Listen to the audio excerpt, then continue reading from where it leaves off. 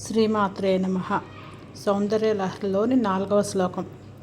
త్వదన్యః పాణిభ్యాం అభయవరదో దైవతగణః త్వమేకో నైవాసి ప్రకటితవరాభిత్యభినయ భయాత్రాతుం ధాతుం ఫలమపి చ వాంఛా సమధికం శరణ్యే లోకానాం తవ హి చరణావేవ నిపుణౌ.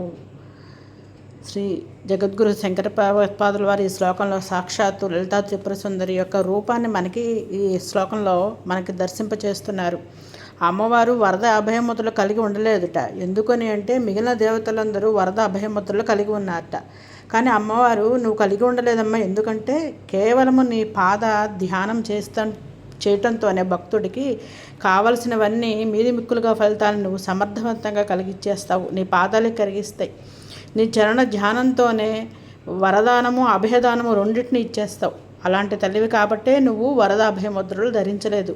4 చేతుల్లోనూ బాసాంకుశాలు, చెరుకు విల్లు, పూర్ణ బాణాలు ధరించిన ఓ లలితా త్రిపుర సుందరి దేవి, నీవు అందుకనే వరద అభయముద్రలు ధరించలేదమ్మా. కేవలము దేవతలు, మనుషులు, భక్తులు సర్వులు కూడా నీ పాదాలను ధ్యానిస్తే నీవు మాకు సర్వాన్ని సమర్పించగలవు, సర్వాన్ని సమకూర్చగలవు అని భగవత్పాదుల వారు మనకి శ్లోకంలో తెలియజేస్తున్నారు. ఈ శ్లోకంలో అమ్మవారి యొక్క నామాలు చూసుకుంటే మనకి లలితా సహస్రనామాల్లో ఉండే నామాలు వీటిలో ఏం కనిపిస్తాయి అంటే భయాపహ వాంఛితార్థ ప్రదాయిని వరద అనే శ్లోకాలు కనిపిస్తాయి. అమ్మవారిని ఈ శ్లోకాన్ని మనము అష్టోత్తరం చేయలేనప్పుడు లలితా త్రిపుర సుందరీ దేవి యొక్క మూర్తిని తలుచుకుంటూ ధ్యానిస్తూ ఈ శ్లోకాన్ని మనం చేసుకోవటం చక్కని మనకి ధ్యాన ఫలితాన్ని, అమ్మవారి రూపాన్ని మనకి కళ్ళెదురకుండా కనిపింపచేస్తారు భగవత్పాదుల వారు. శ్రీమాత్రే నమః.